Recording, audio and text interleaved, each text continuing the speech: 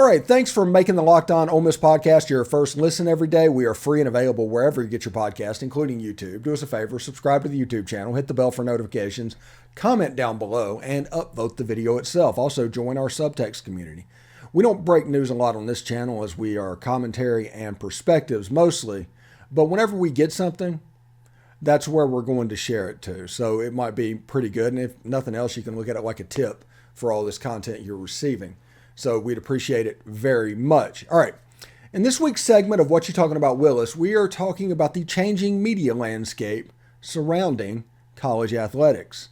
And this is coming on the heels of Disney about to lay off a ton of people. ESPN, the worldwide leader, the one network that you thought would be absolutely safe and immune to all of this, they're going to drop off considerably. And it's not because of really anything happening as a whole. It's because of cord cutting becoming prominent, becoming prevalent. And what once was a major rights thing, all of a sudden you're getting less and less money for it. So what was once $50 million coming in might now be $10 million coming in. And I know that sounds like a ton of money, but in the grand scheme of things, that means you can do less stuff. And that means rights are going to have to come down as well. That's one of the reasons I think that the college football rights are at their apex at the moment, and they're only going to go down from here. Now, when you look at the landscape outside of ESPN, just to prove it's not an anomaly, Bally Sports, which is owned by like Diamond Sports Group, that does the regional sports networks, they've applied for bankruptcy. They've made their payments this year, but they think that MLB is going to basically reacquire the rights and put that out through their MLB.TV package. But the regional networks are in trouble. Newspapers, they've been dead essentially for 20 years. They're still around. They still do some stuff, but they're not what they were, even though they kind of get treated like they were. They're not what they were. So that is kind of what the traditional media, the position we are at right now. Now, around 2000, team sites started popping up from places like, Yahoo, 24/7, now On3. ESPN tried to do team sites, but it didn't last. So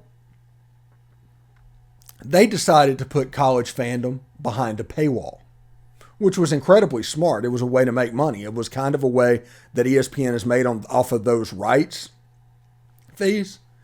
It's a way for them to do it at a micro level. I mean, it's honestly pretty smart. Shannon Terry deserves a ton of credit. And the reason I say that is Shannon Terry started at Rivals, he started 24/7, and now he started on 3.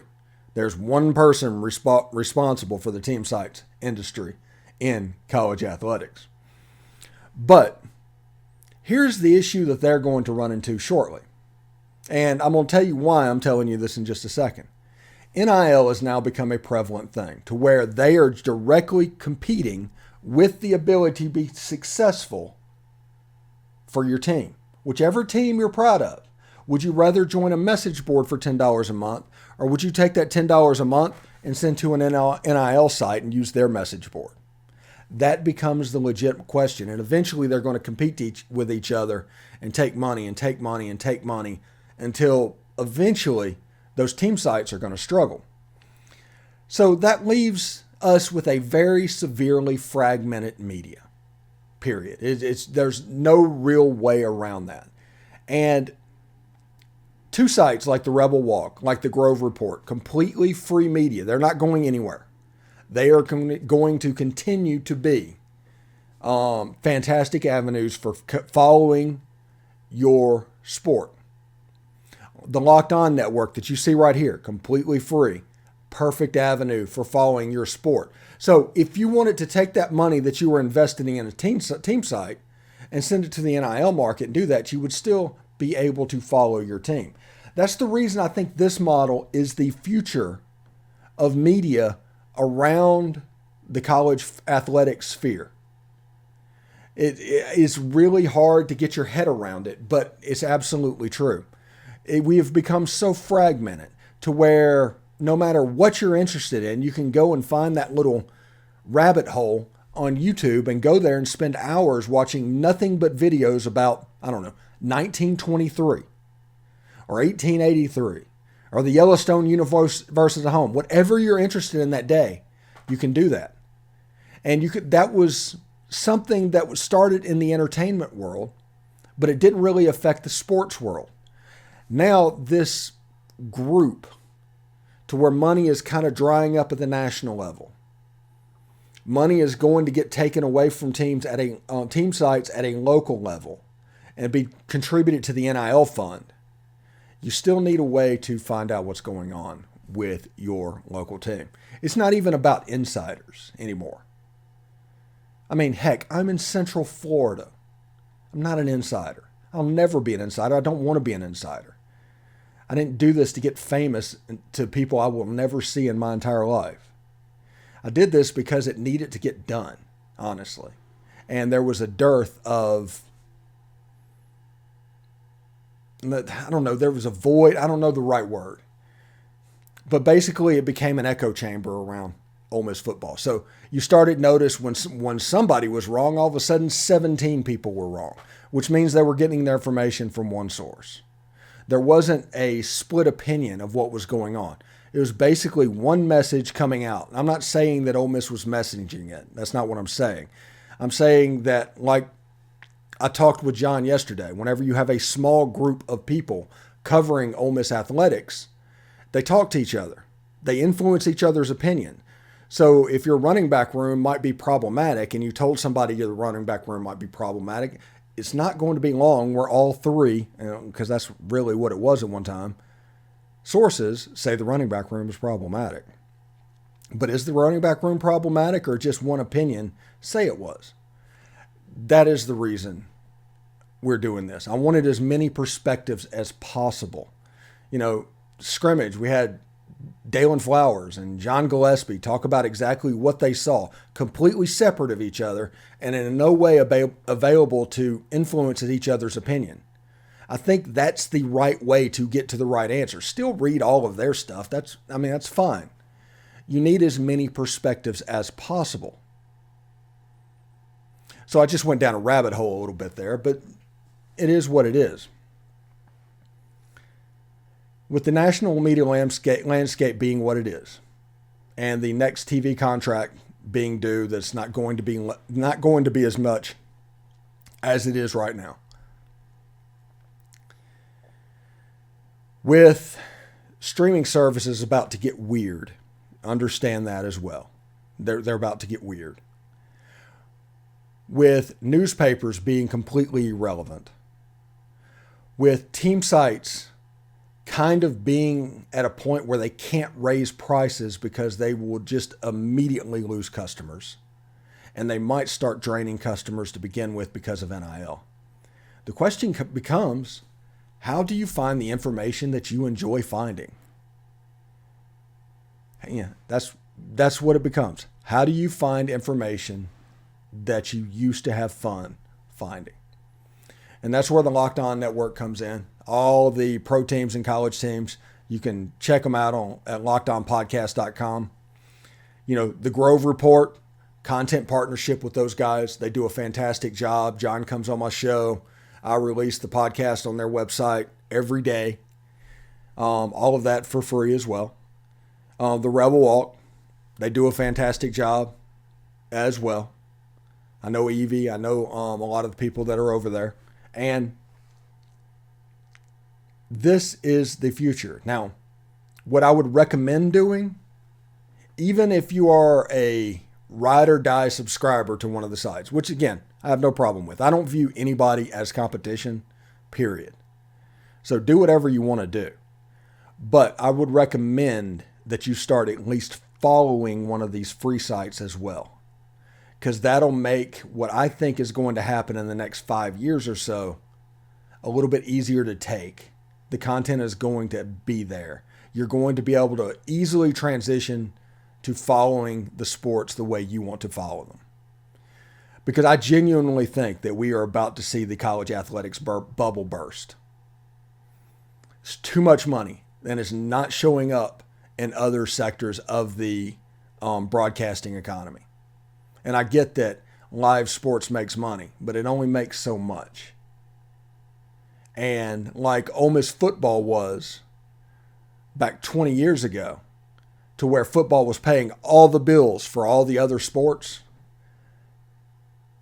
basically that just means that you're kind of overextended.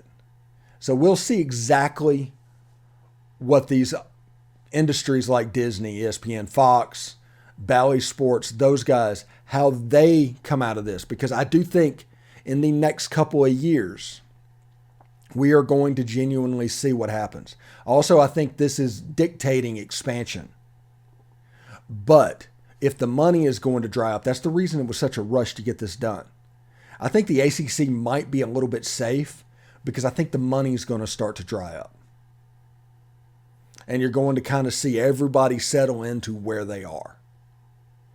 And the SEC will be 16 teams. The Big Ten will be, 16 teams as well. They kind of got in before the gun. But I think the Big 12, the Pac-12, the ACC, all of them will be safe because the money is just about to dry up. And what you can see is the Pac-12 rights, whenever they were trying to do this, that kind of accentuates what's going on. People like to make fun of what happened to the Pac-12 as far as their rights agreement and say it's because they lost USC and UCLA. That's not entirely the case. There's still some pretty big markets in that conference, and nobody gave them near what was expected of a Power 5 conference. I think that money's about to dry up. I think that bubble's about to burst. I think coaches' salaries are about to come down. I think more money is start to get invested into NIL groups once they start competing with schools about them. And college football is going to continue to change over the next 10 years until they hit that equilibrium. They're trying to put the toothpaste back in the tube. They're trying to do that, but you can't do that. And I know I've gotten on my soapbox, but media is about to completely change in college athletics. And it's simply because the money that used to be a part of it is no longer there. We're such a fragmented society, and I don't mean that politically. I mean, it's just, for instance, back in the day, back in 1955, when you had CBS, ABC, and NBC, the pie was fragmented, and everybody got 33% that they could pull from. Now you're probably lucky to have 1% of that pie. 0.5% of that pie. Let's talk about maximizing margins. It's all relative. What is a big audience now? What they will have a parade with now? If it was 1955, there would be people jumping off buildings because it was so low rated and they were expecting so much more. It's all changing. Everything's going to be different. And a lot of it happens to be this medium. YouTube is going to be a big medium moving forward for sports. Independent podcasters, video production people. It's going to be a major, major thing. People can talk about fear of change and whatever they want to do, and they can laugh at me over and over about this, but this is a hill I will die on. There's too many things happening right now for this not to be the case. It just kind of is what it is. Anyway, that was my soapbox, kind of. Thanks again for making the Locked On Ole Miss podcast your first listen every day. Make sure you check out our brand new podcast, Locked On College Basketball. It has everything you need to know about college basketball in one place. Plus, you can hear from big-name experts, insiders, coaches, and players. Locked On College Basketball. It's available on YouTube and wherever you get your podcast. Anyway, thank you for watching. I get to go pick my wife up from the airport this afternoon. That's going to be pretty fantastic. She's coming back into town. I missed her dearly. So I'm glad she is coming home finally. And my mother's coming in this weekend. So we got a bunch of stuff happening over the next few days. So kind of bear with us a little bit. We got Pratt Rogers going to be on the show tonight or tomorrow. And we'll see as this week goes along with who we bring in, because we got to do our perspectives, right? That's what we're all about. Anyway, till then, we'll see you tomorrow. Take care.